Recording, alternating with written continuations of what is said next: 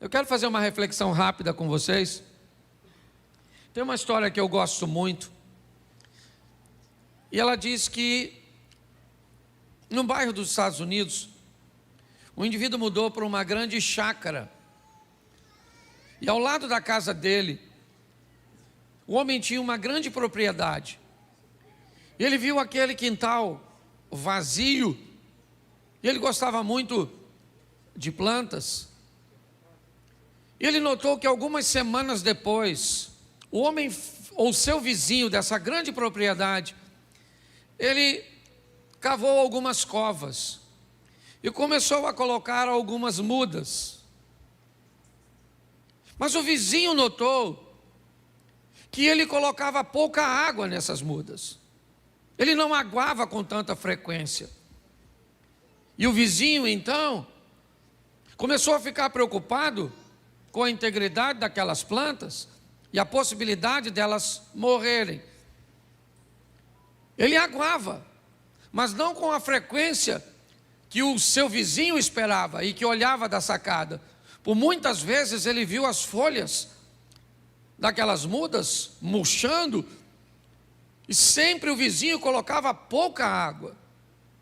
Um tempo depois, essas mudas se estabeleceram. Não era aquilo que o vizinho esperava olhando para a casa de seu próximo, mas algo muito mais esquisito começou a aparecer. Volta e meia aquele homem aparecia no quintal com um chumaço de jornal bem grosso e fazia questão de passar por todas as mudas, sempre dando algumas pancadinhas nas mudas. O homem nunca tinha visto aquilo e era algo que soava para ele muito estranho.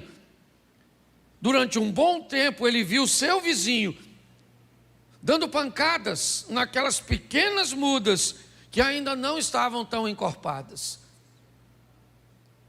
Um ano depois, a empresa deste homem o transferiu para uma cidade bem ao norte dos Estados Unidos. E depois de 20 anos, ele volta à sua cidade e tem a curiosidade de ver a casa onde morava. Aquela semana um furacão havia passado por lá e alguns estragos tinham acontecido. E ao entrar na rua de sua antiga casa, ele reparou que a maioria das árvores estavam tombadas, estavam caídas. Mas quando ele, da calçada, olhou para sua antiga casa, ele viu ao fundo a casa de seu vizinho. Árvores sadias, grandes e fortes estavam lá, e o vento do furacão sequer havia derrubado uma. Ele então foi ao vizinho para cumprimentá-lo, e durante esse cumprimento ele falou com o vizinho e lembrou de quão estranho era o comportamento dele no que diz respeito àquelas árvores. E finalmente ele perguntou por que ele aguava tão pouco. E o vizinho disse para ele: porque eu tinha o intuito de que as minhas árvores não tivessem água com facilidade, para que elas pudessem aprofundar suas raízes e tirarem a água do mais fundo possível.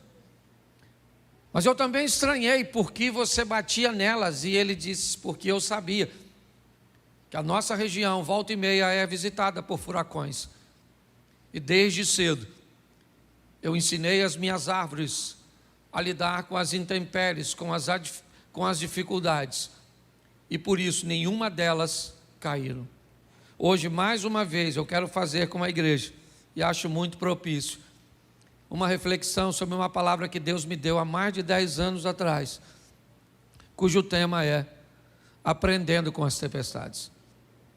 Todas as vezes que as tempestades se levantam, elas não têm a autorização e nem o poder suficiente para destruir a nossa vida. Tempestades que vêm na direção daqueles que servem a Deus, elas seguem junto com o cumprimento da palavra de Deus, que todas as coisas cooperam para o bem daqueles que amam a Deus. Todas as vezes que você se depara com uma adversidade, normalmente ela tende a retirar de ti algo que você sequer imaginaria que tinha. Forças que você jamais imaginou que foi capaz de acessar. Davi jamais imaginou que seria capaz de vencer um oponente tão grande até o aparecimento de Golias. Quem é Golias? Golias é um homem grande, externo, que revela um homem grande, interno, no menino. Golias é alguém que faz Davi se lembrar de leão, de ursos, de batalhas passadas, de adversidades anteriores que não venceram.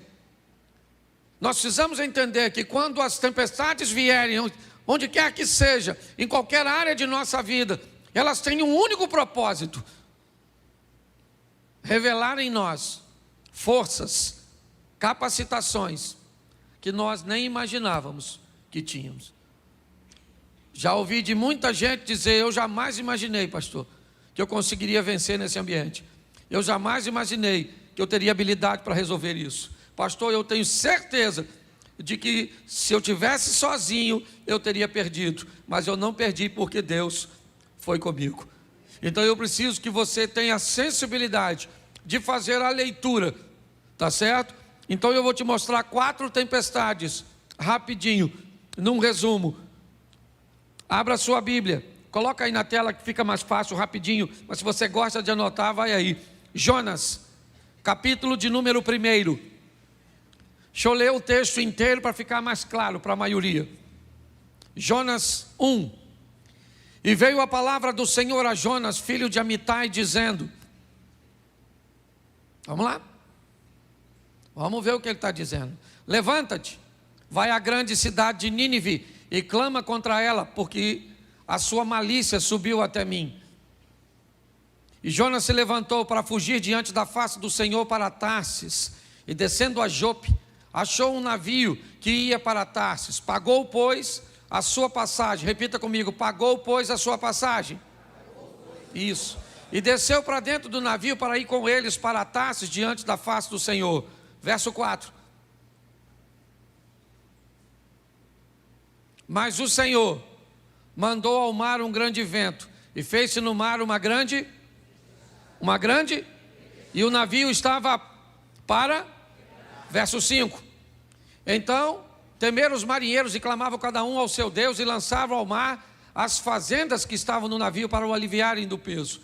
Jonas, porém, desceu para os lugares do porão, e se deitou e dormiu um profundo sono. Presta atenção em mim rapidamente. Deus vai conversar com seu profeta e dar a ele uma missão. Deus manda Jonas ir a Nínive, uma cidade de um povo duro, que agia com mão forte, subjugava através das forças seus inimigos e muitas vezes sobrevivia, na maioria do tempo, de despojos de guerra.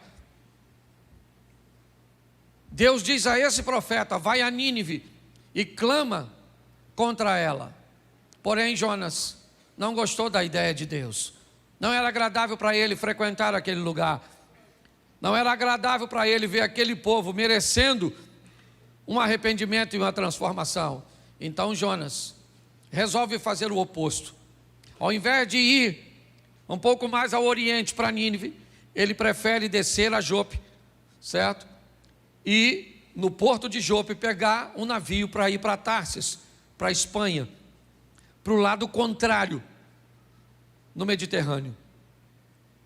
Ali então, Jonas vai comprar uma passagem, vai entrar numa embarcação, para desobedecer a Deus. O texto diz que enquanto ele está naquele navio, uma tempestade se levanta.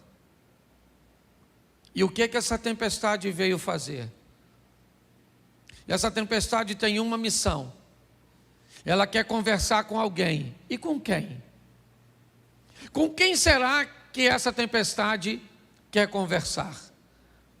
Com o mestre do navio, o capitão do navio. A tempestade quer saber por que ele vendeu o ingresso do seu navio para um desobediente. A tempestade quer saber por que é que ele deixou aquele cara entrar na sua vida, no seu ministério, na sua família, nos seus negócios. Porque tem tempestade que vem na minha e na sua direção com uma única função: denúncia.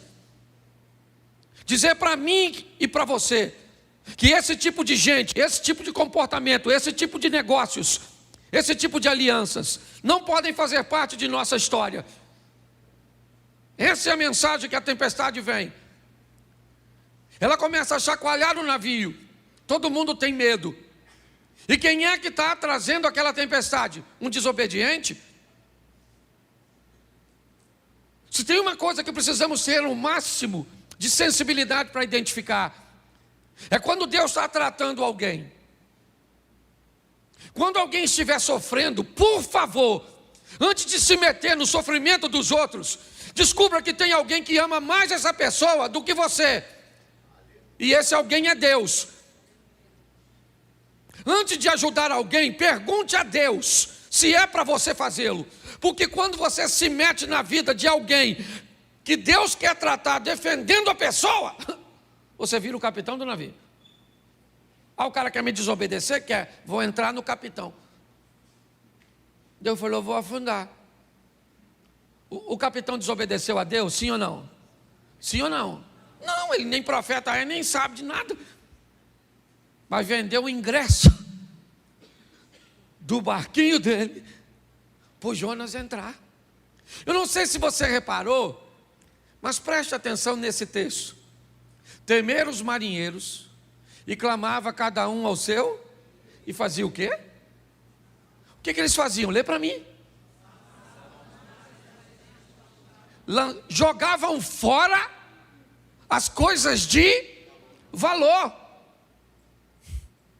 Eles estão perdendo as coisas de valor, jogando fora do navio, quando fora do navio deveria estar o Jonas. Preste atenção, está assim de gente, perdendo o que não precisa perder, porque não tem coragem de jogar fora aquilo que precisa jogar. Nós precisamos ter a sensibilidade. A tempestade veio. O que ela está querendo? Afundar meu navio? O que é? Será que ela tem o cunho de denúncia? Então o que é? É meu comportamento? Tá bom. O que é? O que está acontecendo para que eu enfrente tudo isso? Eles começam a jogar fora e perdem o que não precisa perder. A tempestade para quando eles jogam a carga fora? Não. Então, o capitão do navio começa a vasculhar seu navio. Porque nem sempre o que vai te levar para o fundo é fácil de enxergar. Está diante dos seus olhos. Às vezes o que vai te levar para o fundo é aquilo que você nem percebe, que está escondido.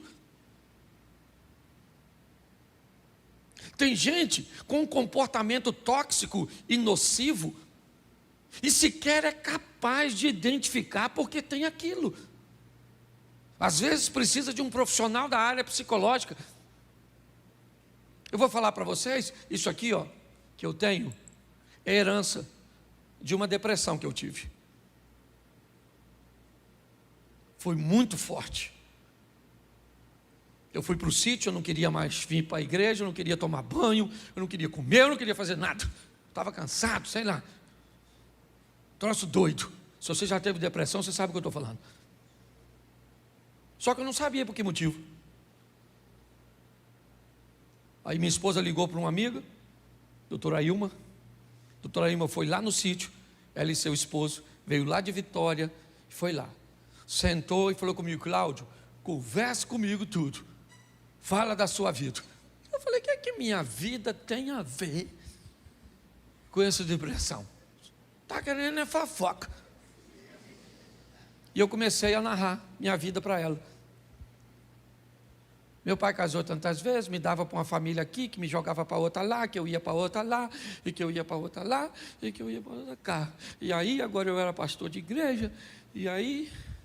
Moral da história, ela descobriu que todas as vezes que alguém ia embora da igreja por qualquer motivo, eu sentia dor da rejeição dos lares que me mandavam embora. Agora você pensa só, se eu não ia morrer com uma igreja que todo dia sai gente, chega gente, sai gente, chega gente, sai gente. Eu não sentia dor nenhuma porque quem chegava, só sentia dor porque quem ia. Quando eu identifiquei o miserável do Jonas, aliás, nem fui eu, fui ela. Quando ela falou: Cláudio, você não... Aí, o que você faz? Eu falei: o quê? Eu tenho o prazer de construir. Ela falou: e o que você sente depois que constrói? Vontade nenhuma de entrar no lugar onde eu construí. Olha que loucura. Aí ela me disse: sabe o que é isso, Cláudio? Você só constrói para mandar uma informação para você mesmo, que ninguém nunca mais te manda embora daquilo que é seu. Mas é só você terminar de construir que você não quer entrar e você vai construir outra coisa. Menino, pensa numa cura instantânea. Eu falei: é isso? Então tá bom. Me deu algumas ferramentazinhas e eu fiquei bom. Porque se você não sabe o que te leva para o fundo, às vezes é aquela mágoa, aquele ressentimento, aquela decepção. Lá em 1945, assim que a guerra acabou, e você guarda isso dentro de você. Você conhece alguém assim? Porque tem gente que parece cemitério de coisa ruim. Pois bem, tem tempestade que só vem para denunciar que tem algo dentro de você que precisa sair. Pegaram o Jonas e levaram para fora e falou: Jonas, quem é tu? Ele falou: eu sou hebreu, desobedeci a Deus e entrei no seu navio. Ele falou: pô, cara, tanto navio para tu entrar? Tu entrou justamente no meu, mas o seu que deu para comprar o ingresso. Sabe o que é mais interessante dessa história? É que o Jonas disse que o problema era dele, ou era ele, mas ele pulou? Sim ou não? Porque o problema não vai embora sozinho. Se tem uma coisa que um problema ama, são pessoas adaptáveis. Pensa num lugar onde o problema gosta de se estabelecer. É naquele casamento onde as pessoas se adaptam com facilidade. É na vida daquelas pessoas que são altamente adaptáveis. Porque pessoas que se adaptam não costumam mudar de vida. Elas se adaptam. O Jonas falou: o problema sou eu, mas eu não pulo. Vocês que têm que me jogar fora. Você está entendendo? A decisão é sua. A tempestade aparece, diz onde o Jonas está. Você sabe que é o Jonas, mas a hora de jogar ele fora dá uma dó. Por quê? Porque às vezes o Jonas é seu namorado, o Carlos. Mas você já tem 35. Só sobrou o Carlos. Você já está naquele dilema: aquele que vier a mim, de maneira nenhuma o lançarei fora. Pastor, se não for o Carlos, quem vai ser? Está assim de gente, que quando chega a hora que necessita tirar algo ou alguém da sua vida, fica com dó, com pena, de tirar aquele funcionário, de remover aquele amigo, de mexer no distanciamento daquele parente. Às vezes quem vai levar para o fundo, você para o fundo, é sua mãe.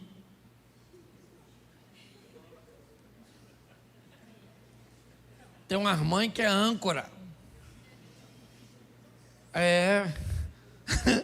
Se você ver a cara de algumas pessoas. Achou, seu Jonas, né? É porque às vezes é a velha que vai acabar com o seu casamento. E ela não tem nem má intenção, não. Ela é só um instrumento do inimigo, que nem trabalha full time, às vezes é freelance. Entendeu? É um servicinho de motoboy. Ou de sogra boy. Você consegue entender? Mas tem tempestade que é só para denunciar. Posso ouvir um amém? Amém. Isso, não vou me deter muito nessa não. Marcos 4:7, te mostrar um ambiente bem tempestivo, ou bem perto. Certo? Coloca para a gente. Eu falei Marcos 4:37, perdão. Eu falei 7. Isso. Levantou-se um grande temporal de vento, subiu as ondas por cima do barco, de maneira que já se enchia. Vamos lá?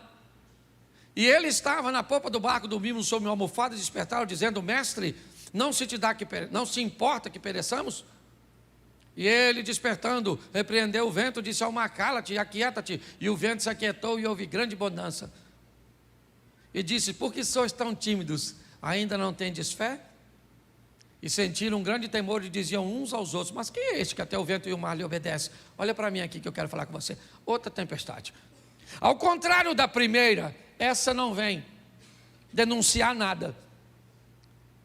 Porque nem todas as tempestades trazem consigo a mesma missão. O que essa tempestade quer? Vamos lá. Jesus diz aos seus discípulos: vamos para o outro lado. Vamos para o outro? Isso. Assim que Jesus diz isso, ele entra no barco e vai dormir. Mas antes de dormir, ele disse o quê? Passemos para o outro. E ele foi. Mas ele disse o quê? Enquanto você não falar, eu não paro. Ele disse o quê? E ele foi. E o que ele fez nessa ocasião? O papel dele. Qual era a missão dele? Dizer: vocês vão para o outro e eu vou. Mas enquanto isso vocês vão. Mas se vier tempestade, problema, desafio, obstáculo, eu já falei que vocês vão para o outro lado. E se eu falei que vocês vão para o outro lado, vocês vão e pronto.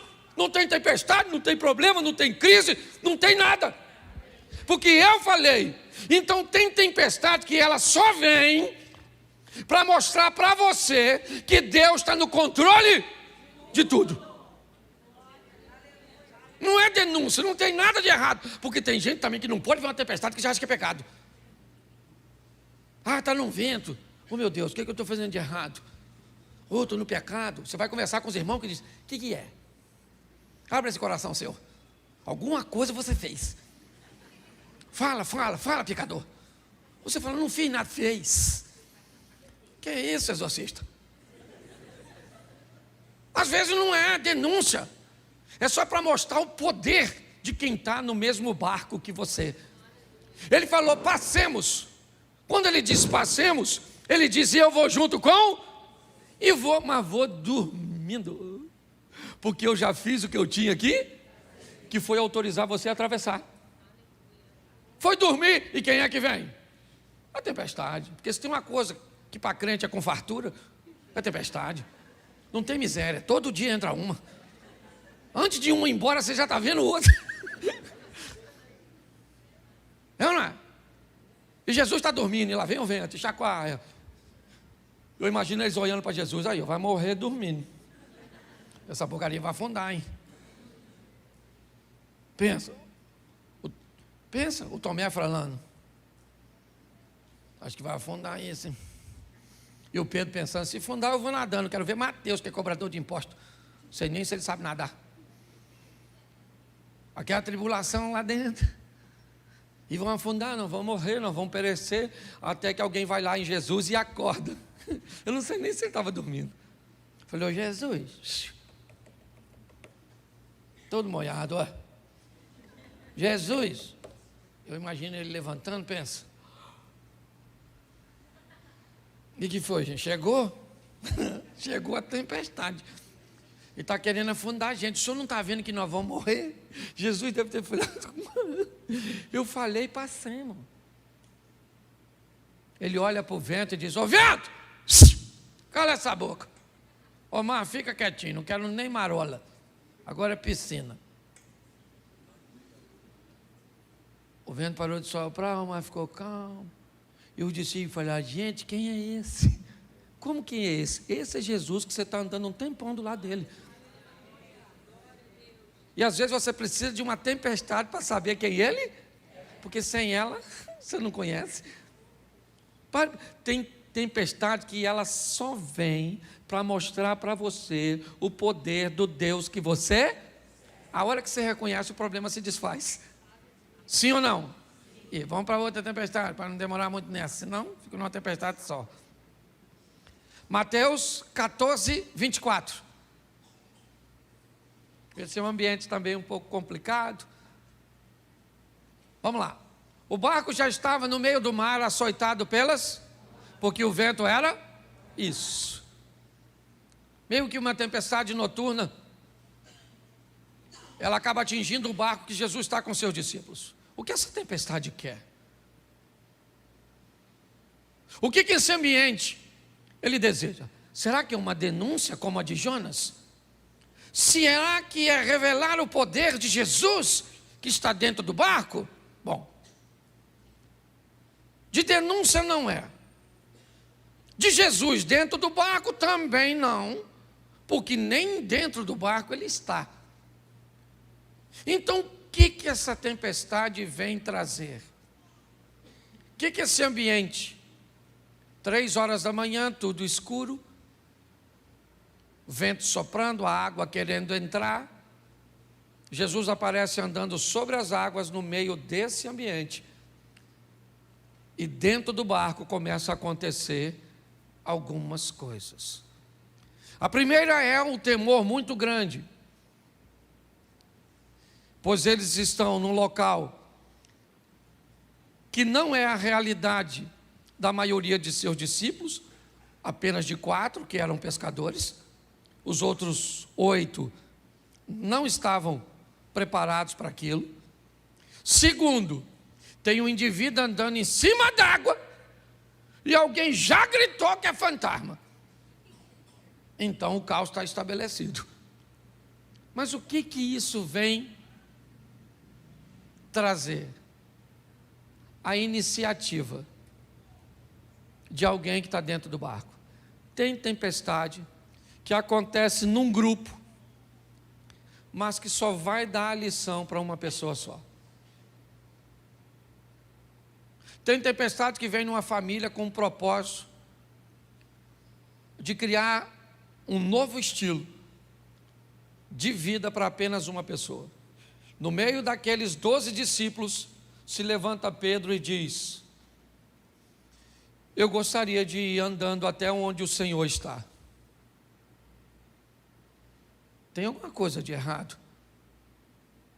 Mas presta atenção, porque a palavra de oferta vai fazer muito significado para você agora. Qual era o local mais seguro nessa ocasião? Qual era? O barco. Se você estivesse lá, onde você ficaria? Essa é a questão. Nós queremos viver o incrível, o sensacional, o extraordinário, provar, vencer, romper. Onde? Dentro do barco. A vida está esperando você fazer para ela e por ela o que você nunca fez, para que ela possa te devolver o que nunca te deu. Quando Pedro diz, eu quero ir aí fora, Jesus era para dizer, não, não tem nada aqui, Pedro. O que você quer vir fazer aqui onde eu estou? Se eu estou indo para aí. Mas Jesus disse para Pedro, vem. Vem, Pedro. Viva seu milagre e dê uma lição em todos os outros que não têm coragem de sair do barco. Tem tempestade que só vem para mostrar para você que você é capaz de viver e mostrar para quem está perto de você que se tivesse coragem de agir, viveria a mesma coisa. Por isso que a Bíblia diz que nós somos sal e luz, porque o nosso estilo de vida precisa inspirar outras pessoas. Tem tempestade que só vem para isso. Qual é a finalidade dessa tempestade? Criar em Pedro um posicionamento, uma postura. Pedro sai do barco, vai andar com Jesus sobre as águas. E quando ele volta para o barco, quem está dentro do barco diz o quê? Vamos lá. Bota o 25. Vamos embora? 26. Vamos lá. 27. Vamos embora? É porque eu não sei qual é, vamos embora. Isso aí, vamos embora, a gente vai chegar lá. Vai embora. Já está no último? Tem o 32? 33? Então aproximaram-se os que estavam no barco e adoraram, dizendo...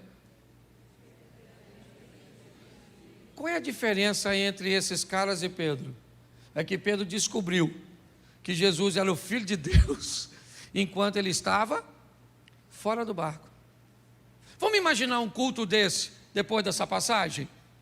Vamos supor agora que eu chamasse os discípulos de Jesus, subam aqui os 12, e todos viriam aqui em cima, e eu desse o microfone para eles, e eles dissessem para todos vocês como testemunho: gente, esta semana nós vimos 2 homens andando sobre...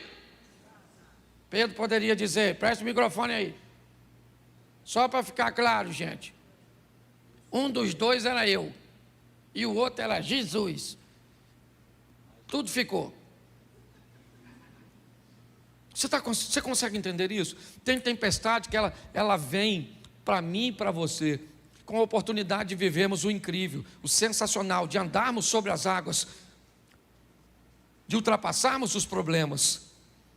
Vamos para a última, e eu termino aqui? Vamos embora. Atos dos Apóstolos, a pior das tempestades, capítulo de número 27, verso 18.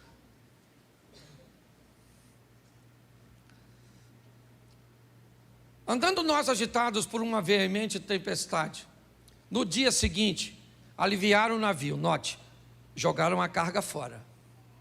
Ao 3º dia, nós mesmos, com as próprias mãos, lançamos ao mar a amarração do navio. Presta atenção, eles começam a tirar toda a resistência ao vento, ok? E não aparecendo, havia já muitos dias, nem sol nem estrelas, e caindo sobre nós uma não pequena tempestade, fugiu-nos toda a esperança de nos salvarmos. Havendo já muito que se não comia, então Paulo, pondo-se em pé no meio deles, disse: fora na verdade razoável, ó varões, ter-me ouvido a mim e não partir de Creta, e assim evitariam este incômodo e esta perdição. Mas agora vos admoesto que tenhais bom ânimo, porque não se perderá uma vida de nenhum de nós, mas somente nenhuma vida se perde, mas se perde preste atenção que todas as outras tempestades, o barco chegou, essa não. Essas pessoas não morrem, mas o barco, ele se despedaça. Vamos lá? Porque esta mesma noite, o anjo de Deus, de quem sou e a quem sirvo, esteve comigo, dizendo: Paulo, não temas, importa que sejas apresentado a César, e eis que Deus te deu todos quantos navegam contigo. Portanto, ó varões, tende bom ânimo, porque creio em Deus, que há de acontecer assim como a mim me foi dito. É, contudo, necessário irmos dar numa ilha. Vamos lá, pode colocar. Isso. E quando chegou a 14ª noite, sendo impedidos ou impelidos de uma e outra banda do mar Adriático, lá pela meia-noite, suspeitaram os marinheiros que estavam próximos a alguma terra, e lançando o prumo, acharam 20 braças. Passando um pouco mais adiante, tornando a lançar o prumo, acharam 15 braças. Estão fazendo a leitura que está ficando mais raso, está chegando próximo à margem, certo? E temendo ir dar em alguns rochedos, lançaram da popa 4 âncoras, desejando que viesse o dia.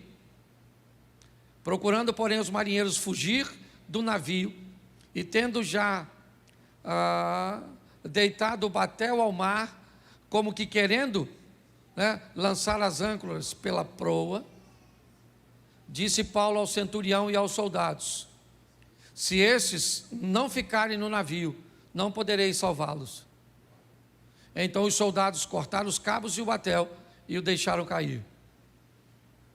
Enquanto o dia vinha, Paulo exortava a todos que comessem alguma coisa, dizendo: é já hoje o 14º, preste atenção, 14 dias de tempestade, certo? Que esperais e permaneceis sem comer, não havendo provado nada. Vamos embora. Portanto, exorto-vos que comais alguma coisa, pois é para a vossa saúde, porque nenhum cabelo cairá da cabeça de qualquer de vós. E havendo dito isso, tomando o pão, deu graças a Deus na presença de todos, e partindo começou a comer. E, tendo já todos bom ânimo, puseram-se também a comer. A tempestade vai rolando. Pode ir embora, meu irmão. Eu vou terminar com a leitura. Bota o 38. Isso. Refeitos com a comida, aliviaram o navio, lançando o trigo ao mar. E sendo já dia, não reconheceram a terra, certo? Enxergaram, porém, uma enseada que tinha uma praia, e consultaram sobre o que deveriam encalhar nela o navio.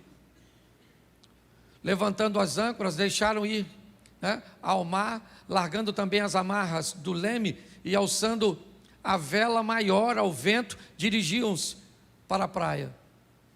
Dando, porém, num lugar de 2 mares, eles encalharam ali o navio, e fixa a proa ficou imóvel, mas a popa abria-se com a força das ondas. Então, a ideia dos soldados foi que matassem todos os presos, para que nenhum fugisse, escapando a nado. Vamos embora. Mas o centurião, querendo salvar a Paulo, lhes estorvou, dizendo, estorvou esse intento, e mandou que os que pudessem nadar se lançassem primeiro ao mar, e que se salvassem em terra. E os demais em tábuas, e outros em coisas do navio. Assim aconteceu, que todos chegaram à terra a salvo. Preste atenção em mim. Eu não sei quanto tempo você enfrenta a sua tempestade, mas eu tenho uma notícia ruim para te dar e uma boa. Primeiro, não dá para escapar ileso de todas as tempestades. Eu não sou nenhum tolo, e já vi tempestades acabar com o casamento. O homem consegue sobreviver ao divórcio, e a mulher também, e refazer sua vida, mas aquele casamento destruiu. Eu já vi doenças serem capazes de matar o corpo, mas não ter força o suficiente para matar a alma. Eu já vi negligência de pais que fez com que seus filhos afundassem em drogas, em comportamentos incorretos. Mas eu não sei se você reparou o que Paulo disse a esses indivíduos no meio da tempestade. Eu avisei a vocês que não era para ter saído. Eu falei com vocês que essa viagem não ia terminar bem. Eu avisei. Me parece que o que Deus está dizendo é o seguinte: eu estou sempre buscando uma maneira de alertar vocês. Mas está aí, beleza, nenhum, todos, tábuas, coisas do navio, tudo aquilo que flutuava, se tornou um ambiente onde eles pudessem se apegar. É verdade, mas o navio afundou. O navio não chegou. Infelizmente, tem tempestades, irmãos, que vai afundar seu casamento. E sabe por que vai? Porque você não escutou as orientações. Vai falir sua empresa. Vai matar seu corpo. Vai. Porque você recebeu avisos que era para cuidar da sua saúde, que era para você fazer seus exames, que era para você tomar seu remédio, que era para você mudar a sua postura com a sua esposa, era para você mudar a sua postura com seus filhos. Mas infelizmente a mensagem não foi ouvida, e o que aconteceu? O navio afundou. Eu acho que vale a pena levarmos hoje os exemplos dessas tempestades. O que ela pode fazer? Às vezes é só uma denúncia. Pegue, tire da sua vida e a tempestade passa. Às vezes é para mostrar, eu estou dentro do navio e eu disse que você vai passar, e você vai passar porque eu disse. Às vezes eu estou fora do navio e quero causar dentro do barco, certo? Dentro de você, um movimento para que você consiga ir lá fora e andar sobre as circunstâncias. E aqui vale um alerta. Por muitas vezes eu já vi meu casamento encalhado aqui e as ondas batendo, querendo despedaçá-lo. Eu já vi. Eu tenho 31 anos de casado. Você pensa que a pauta divórcio nunca circulou no meu casamento? Já. Mas atento aos sinais. Graças a Deus, sempre deu tempo de tomar uma providência. Vamos sair daqui hoje entendendo que as tempestades vêm e elas não têm o propósito de nos afundar, apenas de nos ensinar. Você pode fechar seus olhos? Pai, em nome de Jesus, não é a primeira tempestade que enfrentamos, não é a última que iremos enfrentar. Sabemos que cada uma delas traz consigo uma mensagem. Sabemos que quanto mais rápido formos capazes de identificar a mensagem, mais rápido ela vai passar. Que nenhuma dessas tempestades cheguem ao limite de afundar a nossa embarcação. Continue conosco, Senhor, pois a tua misericórdia fez com que em todas essas tempestades, seja a de Jonas, seja a de Marcos capítulo 4, a de Mateus capítulo 14, ou a de Atos dos Apóstolos. Por isso, continua conosco, Senhor, nos dando forças para vencermos as nossas tempestades, ou as tempestades que vêm sobre nossa vida. Continue conosco, Senhor, que vem aí a próxima tempestade, e que mais uma vez nós consigamos vencê-la e aprender com ela. Leva-nos aos nossos lares, guardado por tuas mãos poderosas, para vivermos a melhor semana de nossas vidas. Que seja uma semana de boas notícias, que seja uma semana de bons negócios, que seja uma semana de vitória. Te damos graças por tudo, em o nome de Jesus. Você pode dizer amém? Amém. Que Deus te abençoe.